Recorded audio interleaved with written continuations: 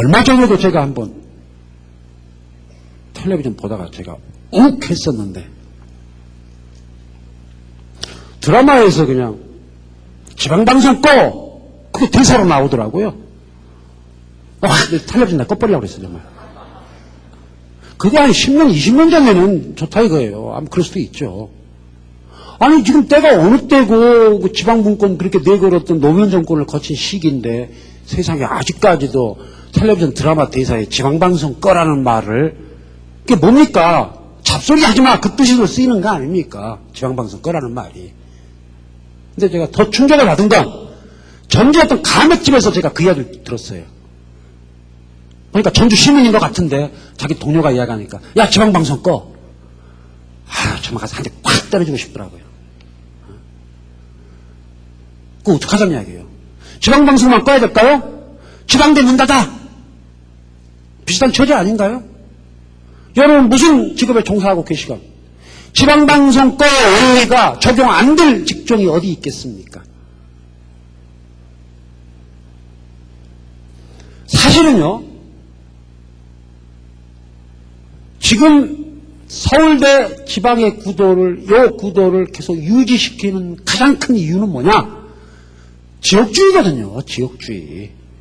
만약에 지방 유권자들이 지역 아젠다, 즉 지방 살리는 걸 우선순위로 해서 표를 준다고 하면은 어떤 대통령이 감히 지방 알기를 우습게 알겠습니까?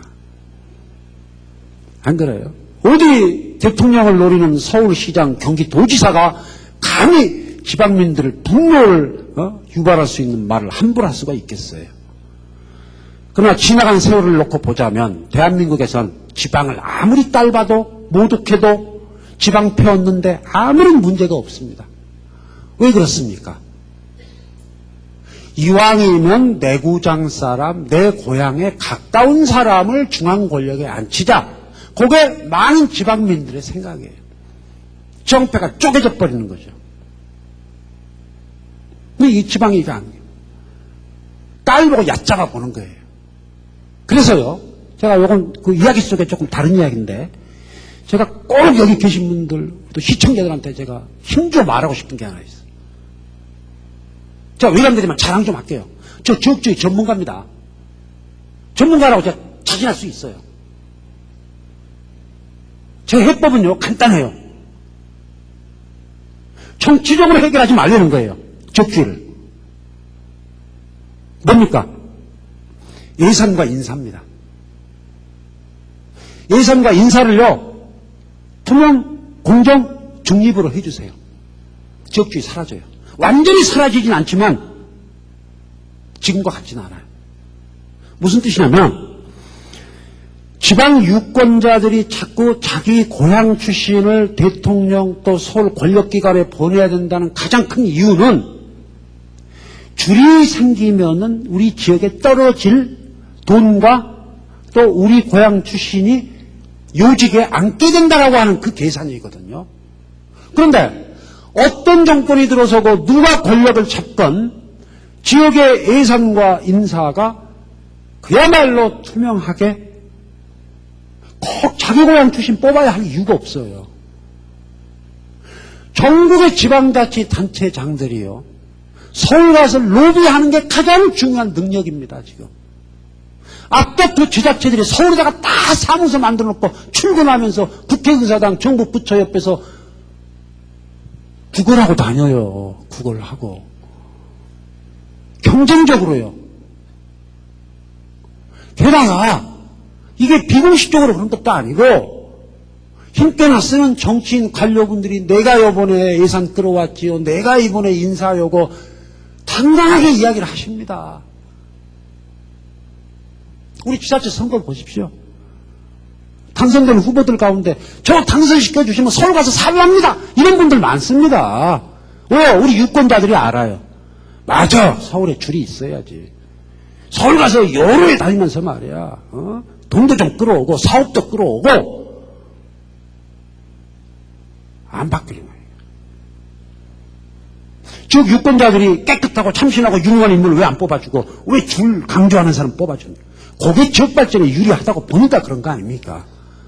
그러니까 예산과 인사권이라고 하는 것은 권력의 가장 큰 그게 노른자의 그게 그 권력을 만끽하는 재미인데 그걸 왜 내놓겠어요?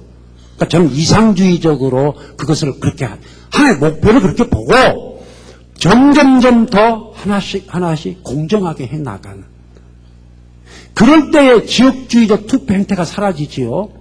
정당을 영원한 적당히 섞어 놓으면 절대 안 됩니다. 그 방식은. 제가 노무현 정부 때 그렇게 하면 절대 안 된다고 싸우다가 그냥 여기 전라도에서도 왕따 당하고 제가 혼났거든요. 예? 노정권 비판한다고. 하지만 그땐 정말 속된 말 죄송합니다만 돌아버리겠더라고요. 그렇게 해서 안 된다니까요. 그러니까 여러분들은 아직도 그 생각을 갖고 계실 거예요. 아, 영남에도 당선되고 호남에도 있는 정당이 지역이 섞여 있으면 지역주의가 그게 안 돼요. 절대로. 정당 가지고 할 게 아니고 예산과 그 인사권 문제를 그렇게 해결해 주면요. 완전히 해결된다는 거 아니에요. 서서히 유권자들의 투표 행태가 바뀔 수 있다는 겁니다. 근데 정당 뒤집어 섞어봐야 아무 의미가 없어요. 언제 깨지고 갈라질지 뭐 어떻게 합니까? 한국 정당이 포장마차로 세계 유명한 건데. 해방 이후 지금까지 우리나라 정당들의 평균 수명이 3년이 안 돼요. 2년 7개월입니다. 포장마차보다 더 빠르지 뭐 사실은. 포장마차 좋은 데는 말이야 3년 넘게 하잖아요. 그래서 우리 지역주의 문제는요 그렇게 접근을 하셔야지 절대 정당 섞어가지고서 뭐 그거 아닙니다 답이. 근데 우리 지금 중앙집중주의라고 하는 건요 한번 보십시다. 우리 이제 지방에 살고 있기 때문에 그것이 이제 저주의 대상이고 욕을 합니다만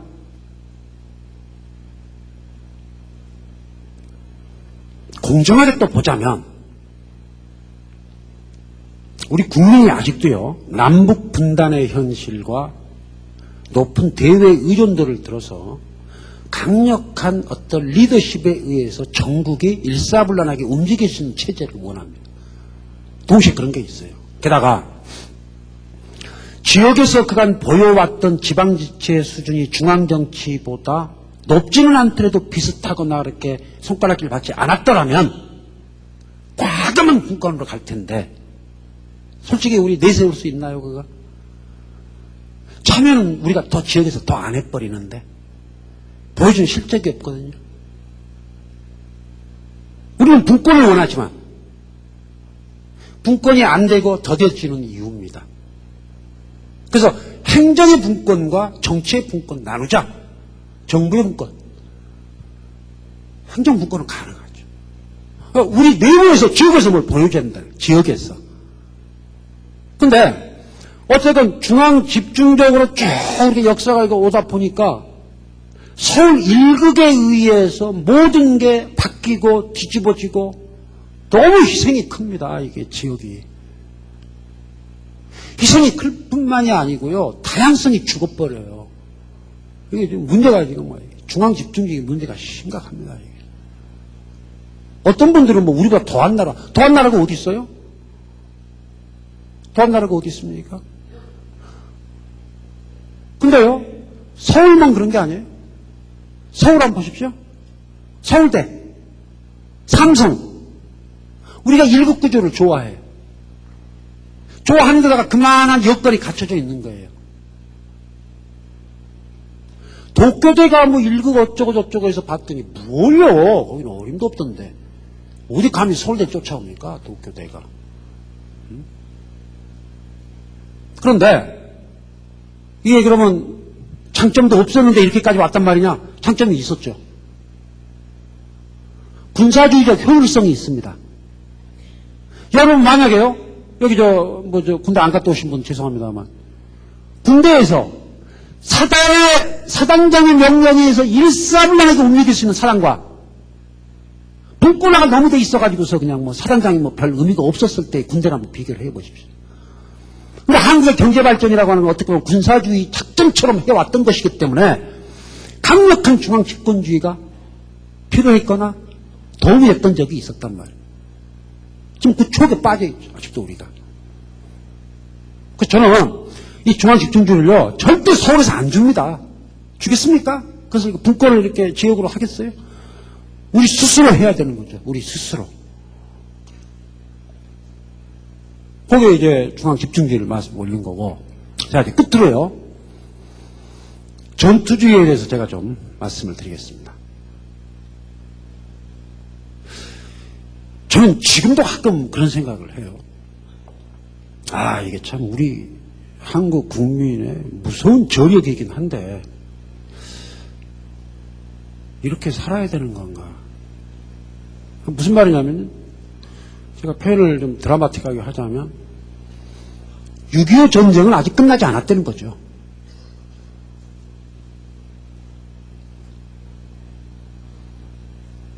남북 갈등이 심하다 그 뜻뿐만이 아니라 우리 국민들이 지금 전쟁하듯이 살고 있다는 겁니다. 전쟁하듯이. 좋은 점이 있죠. 중남미에 오래 사시다가 오신 분이 서울 오셔가지고 그랬다면서요. 와서 서울 시민들 눈빛을 보니까 한국에서 희망을 느꼈다. 왜? 살벌하거든요. 서울 시민들 눈이. 중남미는 좀 느리게 살기에 또 본고장 아닙니까? 그건 이제 가치관의 차이죠. 아, 중남미 시민들처럼 사는 게 멋있다고 보는 분도 있고. 저도 그런 줄 알았어요. 맞아. 서울 시민의 그 눈빛이 정말로 살아있고 똑똑하고. 저도 20년 전에 전주 딱 왔을 때, 전주 시민들 보니까 정말 갑갑하더라고요. 왜 이렇게 느려요? 느려. 제가 또 무지하게 성질이 급한. 이거 느려 터져가지고. 자, 20년 딱 됐죠? 서울 저 못 가요, 지금. 서울 가서 서울 시민들 보면요, 안쓰럽고 불쌍해. 그래서 나는 언제 학생들 데리고 전국 도시 시민들의 평균 보행 속도 한번 조사를 해보고 싶어요. 왜 이렇게 빨리 걸어요? 저게 사는 건지 뭐 하는 건지 저 사람들 참. 전투적으로 삽니다. 전투적으로. 그러니까 전투적으로 사니까 국제 경쟁에서는 유리한 게 있을 거예요. 분명히. 그래서 우리가 한국 아직도 국제 경쟁에서는 자신 있다. 맞습니다. 맞는데 그를 위해서 치러야 될 우리의 비용과 희생을 한번 보십시오. 오늘도 내일도 매일 37명이 지금 자살하고 있습니다. 우리나라에서. 작년 한 해 동안만 13,000여 명이 자살했어요. 우리나라 4천만 넘는데 10,000명씩 죽어도 3,000년, 4,000년 걸리게. 그렇게 생각하실 분은 없지 않습니까? 매년 어린 학생들이 대학 입시 강박 때문에 200명 넘게 죽어요, 지금 우리가. 소위 그 OECD 국가 자살률 2배입니다. 우리 한국이. 거기서 1위고 단연. 피곤하고 살벌하고 지쳐있다. 그래서 행복도 조사해보면 다 바닥권이에요. 왜 사냐 이 말이에요. 왜? 요즘 보니까 그 김정은 교수라고 재밌게 살기 그 특강 그 TV 나와서 참 그분이 필요한 때 나오신 것 같아. 말씀도 재밌게 잘하시지만 지금 한국이 이제 바로 지금 시점에 왔다. 이건 아닌 것 같아요. 전쟁하듯이 살아가는. 저는 6.25주의란 말을 붙였습니다. 6.25 심성입니다. 6.25 심성. 그래서 그것이 분명히 우리의 어떤 경제 발전 또 대외 경쟁에 있어서 유리한 점이 있겠지만 매일 37명씩 자살하고 어린이 학생들 200명 넘게 자살하고 이런 식으로 삶이 피폐해지고 지쳐가는 가운데 그런 수치만 올라가면 뭐하냐 이 말이에요. 내적으로는 또 양극화가 또 막 심해지는데 그럼 우리가 과거에 가졌던 국가의 영광, 국가주의 환상 이거 재점검해봐야 되는 거 아니냐 이 말이에요.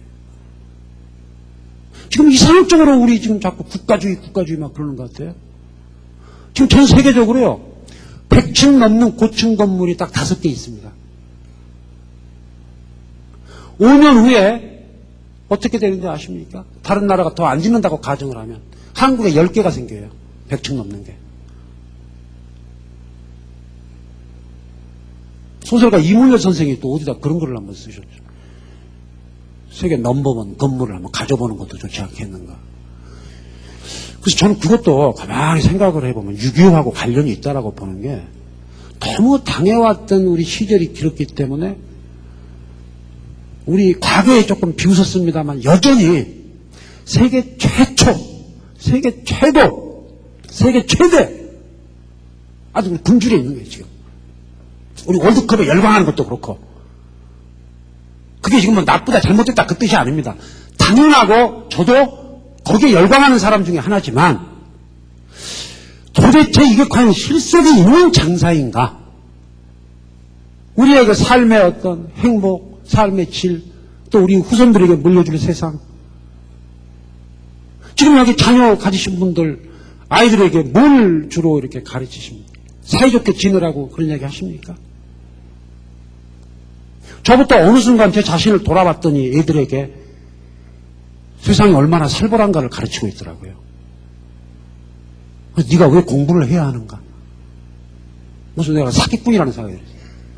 어디다 글 쓸 때는 막 안 된다고 해놓고서는 자기 자식 가르칠 때는 야 공부를 잘해야 될 이유를 내가 말해줄게.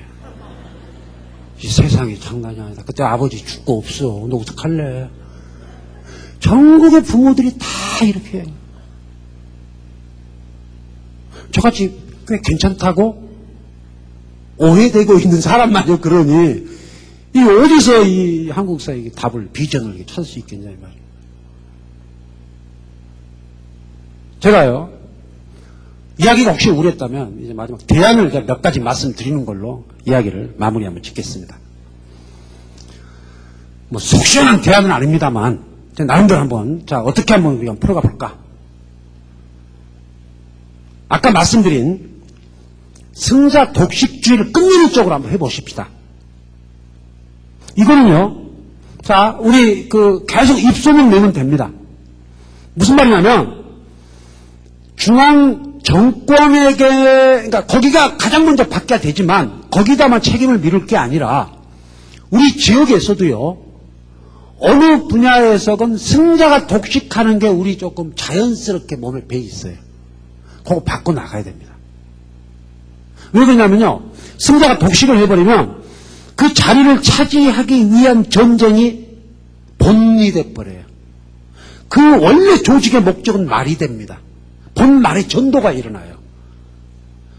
그래서 자연스럽게 승자가 독식하지 않는 문화. 예를 들어서 진보 쪽에서 아쉽겠죠. 내가 지금 진보 쪽인데 어떤 조직을 장악을 했어요. 그러면 그간 보수적으로 흘러온 세월이 억울하니까 진보적인 인사들을 쫙 내 편으로 이렇게 해가지고 확 좀 개혁하고 싶겠죠. 조금만 천천히 가자는 거예요. 그럼 저쪽에서 이를 갈다가 자기들이 딱 먹었을 때 자기들도 식으로 갑니다. 그러니까 선은 안 차더라도 생각이 다른 사람도 넣어가지고 천천히 최대 공약수부터 하나씩 이 우리 모두의 일상적인 삶하고 연결된 이야기라는 거예요. 승자 독식주의 그렇게 하고요. 두 번째가 아까 말씀드린 명분 중독주의에서 조금 우리 풀려나야 됩니다. 즉 명분과 대의를 중시하고 숭상하는 건 너무도 아름답지만 그 명분의 이면에 실천을 둘러싼 이해관계가 있다는 걸 우리가 인정을 해야 된다는 거예요. 인정을요. 제가 김대중 노무현 정부 때 가장 실망했던 게 그거였습니다. 가장 실망했던 게.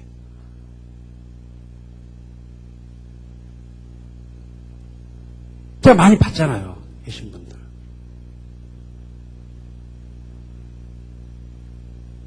조금 딱 바뀌고서 억대 연봉이 넘는 자리에 딱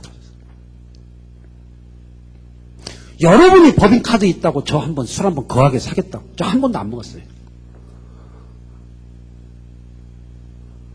그분들이 법인카드 흥청망청 썼다는 이야기가 아닙니다. 문제는 그 자리를 통해서 그 이전 정권들에 비해서 예를 들어서 공기업 요직을 맡았다면 무엇이 달라졌느냐 이 말이에요. 이명박 정권을 욕하는 것도 좋지만요. 김대중 노무현 정권 때 민주파 인사들이 진출했던 공기업에서 지난 10년간 무슨 일이 일어났었던가 백서를 내야 됩니다. 우리 시민 차원에서 내야 됩니다. 큰 소리 칠 근거가 없는 거예요. 그러면 정말로 정치로부터 멀어진 국민들이 볼 땐 누구든 밥그릇 싸움이지 이게. 명분 좋아하고 있네. 제가 아까 말씀드렸던 냉소. 그 두터운 벽을 어떻게 넘어갈 거냐 이 말이에요. 그래서 이해관계를 초월하자거나 욕심을 버리라거나 그 이야기가 아닙니다. 저 현실주의자이기 때문에. 근데 다만 명분엔 늘 이해관계가 뒤쫓아 다닌다는 걸 우리가 인정을 해야 타협도 소통도 가능하다는 거죠. 세 번째로요. 제가 앞서 카타르시스는 못 드리고 스트레스만 드릴 것 같다 그랬었는데 이게 참 큰일 날 소리죠. 세계에서 가장 스트레스 많이 받는 국민인데 우리 국민이. 근데 욕먹더라도 전 이야기할 수밖에 없습니다. 공공적인 커뮤니케이션, 공공적인 담론이요. 카타르시스 주면 안 된다고 봐요. 이제는 아니라고 봐요. 반독재 투쟁하던 시절엔 필요했습니다. 특정 지역을 정말 잔인하게 차별했을 때도 전 필요했다고 봐요. 이 나쁜 사람들아! 손가락질하면서 들고 일어나서 전투 모드로 이분법으로 싸워볼. 근데 저도 2000년대는 그건 아닌 것 같아요. 왜 그러냐면 우리가 정말 소통을 하고자 한다면요. 역지사지를 저쪽도 헤아려 봐야 됩니다. 약간 생각이 필요해요. 고민이 필요합니다. 하다못해 여러분 친구하고 싸움을 하건 부부싸움을 하건 정말로 그 싸움에 대해서 진지하게 임하고자 한다면 왜 저 사람은 나하고 생각을 다르게 할까? 고민이 필요해요. 근데 고민하다 보면요. 귀찮거든요. 스트레스 받습니다, 여러분. 도저히 이해가 안 가나. 왜 저렇게 몰상시간 짓을 할까? 그걸 가능한 이해하다가 도저히 답이 안 나오면 그때는 최종 단안을 내려야 되겠죠. 그런데 제가 지금 이 말씀을 강조하는 이유는 정치적 노선이 각기 다른 수많은 집단들에서 오늘 또 내일 또 계속 카타르시스를 던져주는 그 지지자들을 화끈하게 만들어주는 담론들이 대한민국에 막 들고 일어날 때에 이판사판 이건 이전 투구밖에 답이 안 나와요. 소통 안 됩니다. 타협 없습니다. 타협을 하려고 해도 분위기가 이렇게 무르익어버리면요. 천하의 나쁜 변절자가 돼버리죠. 기회주의자가 돼버리죠. 중간파가 왜 안 나오겠습니까? 해방정국 때 중간파의 운명을 아십니까? 정말 양쪽에서 다 욕을 먹었어요.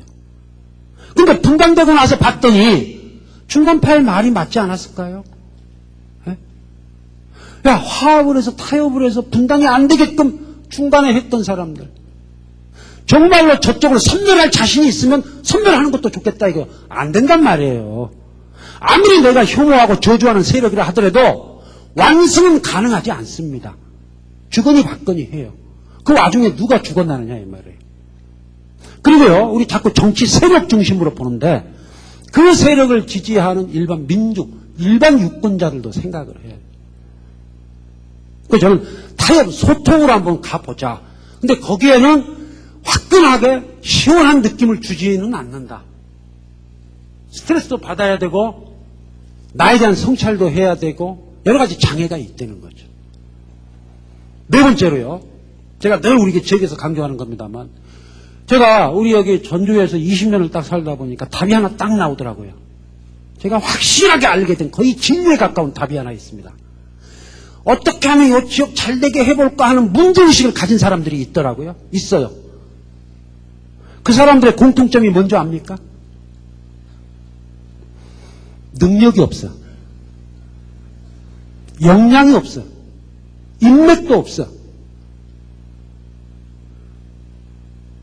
왜라면 되지만 제 이야기예요. 진짜 문제의식은 무지하게 발달이 돼 있어요. 야, 요 지역 언론도 한번 요거 바꿔보고 정말 지역 잘 되게. 근데 모든 게 인맥에 의해서 움직이는 사회인데 그러잖아요. 내가 여기 고등학교 동창이 있습니까?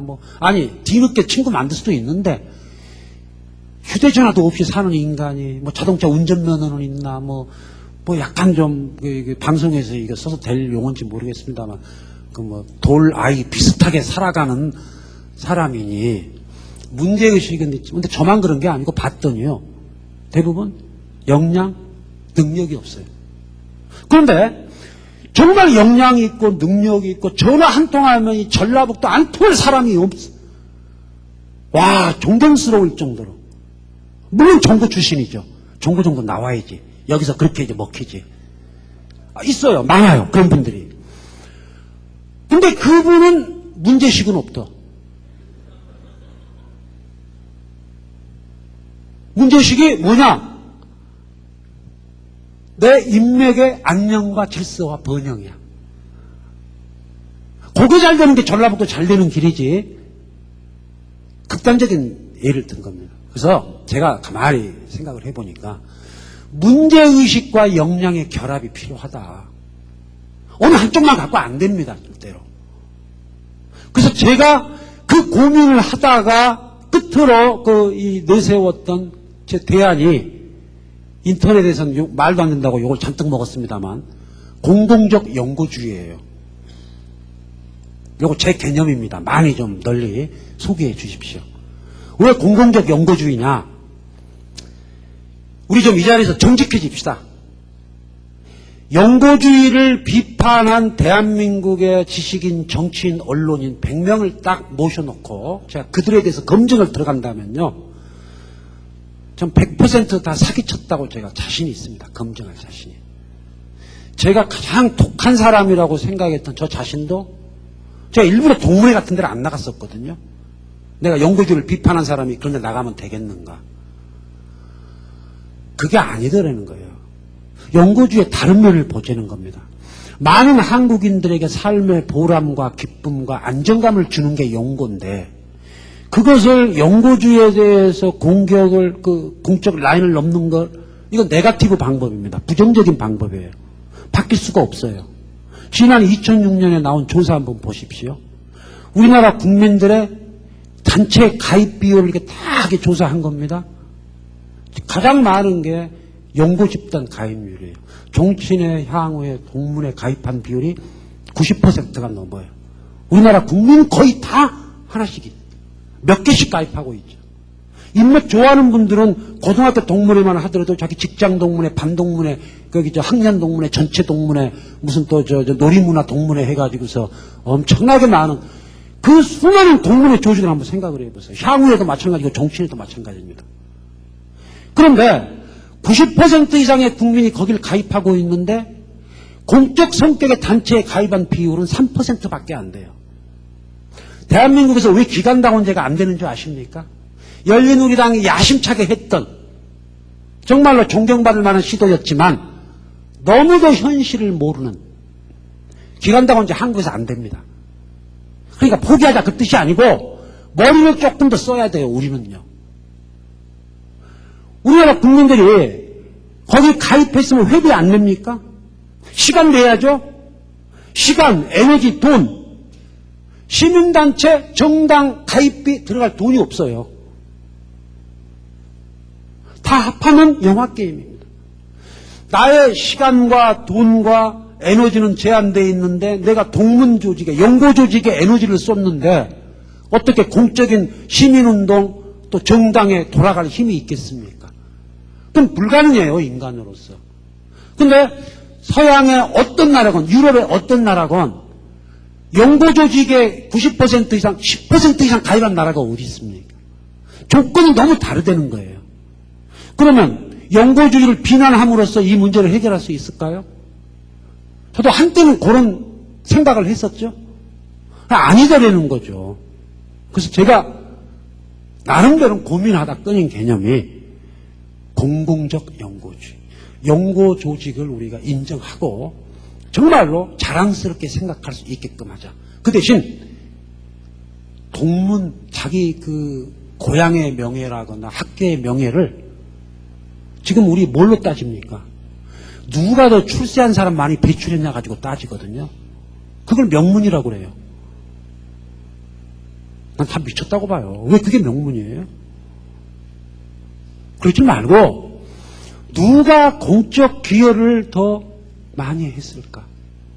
물론 높은 자리에 앉는 것도 공적 기여지만 그건 또 출세력하고 또 이렇게 맞물려 있는 거니까 누가 더 대시민 서비스, 자원봉사, 기부 그걸로 한번 우리가 재보자 이 말이에요. 근데 그게 안 될 것 같지만요. 충분히 가능한 이야기입니다. 당장 우리 언론부터가요. 지금 연고조직 자꾸 그 보도하는 것을 그런 식으로 하지 말고 처음에만 그렇게 하면 돼요. 좀 뭐 기부 실적이라든가 무슨 뭐 자원봉사 실적을 같이 언급하기 위해서라도 하지 않겠습니까? 만약에요. 어떠한 연고조직이 유력한 연고조직이 그것을 이렇게 하기 시작해서 그 문화로 이게 정착이 된다고 가정을 해봅시다. 엄청난 변화예요. 근데 우리는 그런 노력, 그런 시도, 그런 변화는 하나도 않고 대통령 하나가 달라지면 모든 게 달라질 거라고. 김대중 때 겪어봐놓고 노무현 때도 겪어봐놓고 우리 배짱에 맞고 우리가 지지했던 대통령이 앉아도 뜻대로 안 되는 게 정치거든요. 게다가요. 김대중 노무현 정권이 온전히 자기들 마음대로 하기엔 사회과학 이론에서 말하는 경로 의존 현상이 너무 심했습니다. 대한민국의 기본 구조와 틀이 이미 김대중 집권 시에 다 짜여져 있단 말이에요. 벗어날 수가 없어요. 지금 오바마가 아무리 바꾸려고 하더라도 이미 짜여진 미국이라고 하는 시스템을 어느 선까지 넘어설 수 있겠느냐 이 말입니다. 신자유주의라고 해서 신자유주의의 원흉이라는 비난까지 쏟아졌죠. 김대중 전 대통령에게. 그때 진보적 지식인들 비난한 거 보면 신자유주의의 앞잡이 원흉. 신자유주의는 제가 볼 때 김대중 전 대통령이 했다기보다는 물려받은 대한민국의 여태까지의 시스템과 경로가 이미 그렇게 돼 있는 겁니다. 그러니까 이건 무슨 말이냐면요. 우리가 지도자 개인에게 기대를 걸어서 바꾸기에는 늘 실망과 좌절만 하게끔 돼 있다니까요. 구조적으로 그렇게 돼 있어요. 우리 내부에서 우리가 할 수 있는 요만한 것이라도 서서히 바꿔나가지 않고 기대를 걸 수가 없습니다. 위만 바라봐 가지고는요. 그래서 요즘 진보정당 일각에서도 가령 그 진보신당의 정태인 씨 같은 분들 전 적극 지지하는데 하방합시다 그러거든요. 서울에서 선거 크게 해서 그것보다는 낮은 곳으로 가서 직접 시민들을 상대하면서 거기서 실적을 쌓아달라는 거예요.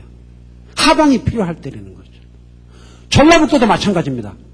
우리가 앞으로 나아가야 할 길이 지역 차원에서 공적으로 언론에서 인재를 키우자고 말 안 해도요.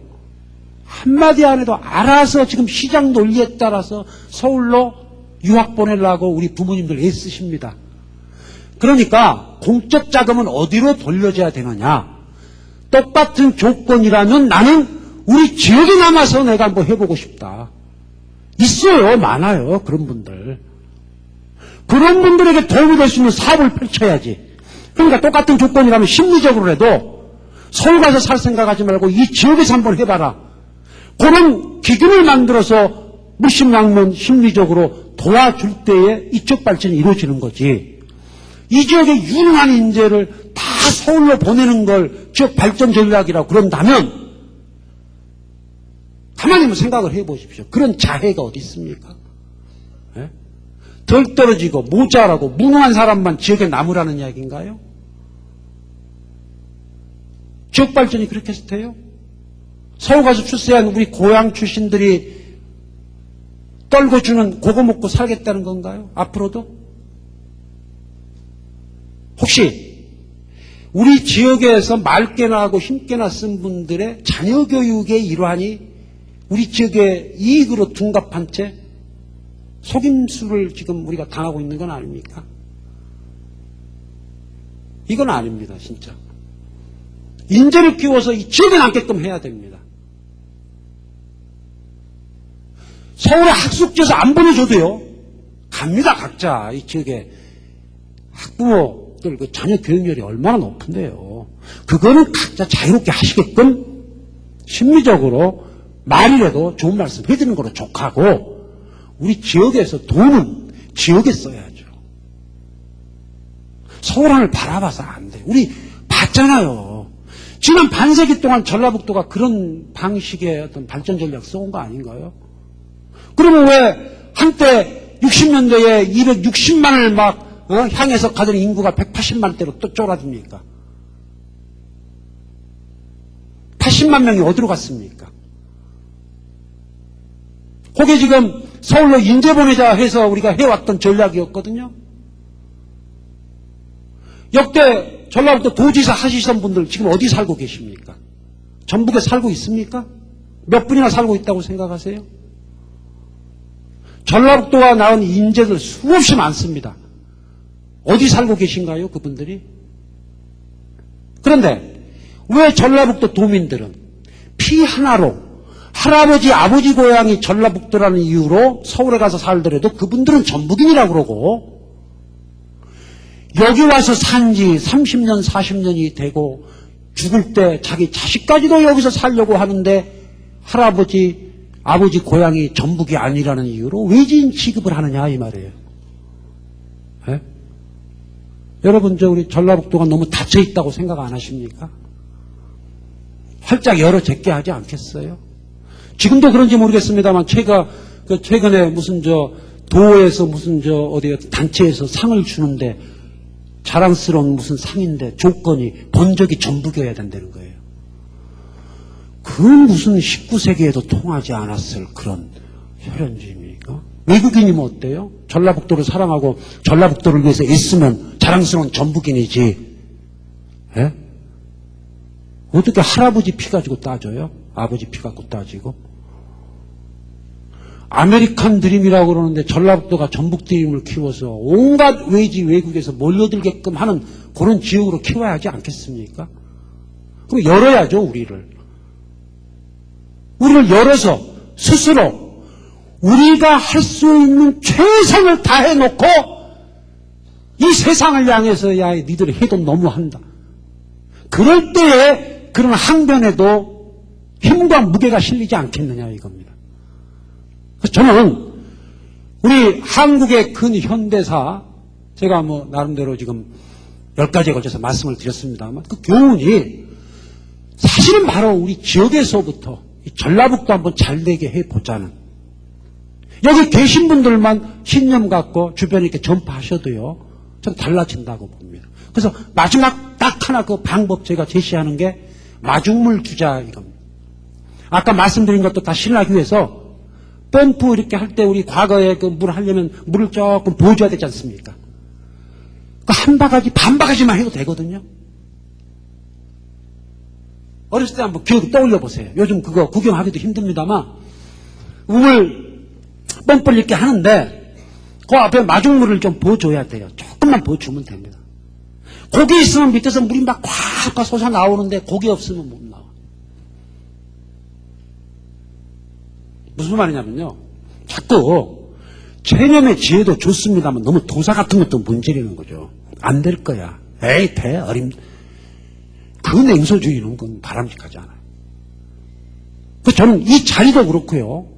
KBS가 이런 자리 만들어준 것도 그렇고 그 의도에 비추어서는 제가 턱없이 모자랐지만 앞으로 계속 우리 지역 주민들하고 소통하면서 또 관에서도 제발 다음 내다보고 간병조직 만들려고 애쓰지 마시고 좀 우리 지역의 소통만큼은 전국에서 가장 잘 되는 전북이 비록 경제는 낙후돼 있을 망정 가장 깨끗한 행정, 가장 지역 주민을 위해서 봉사하는 행정, 가장 선진적인 지방자치 그건 돈하고 관계없거든요. 본때를 보여줄 수 있지 않느냐 이 말이에요.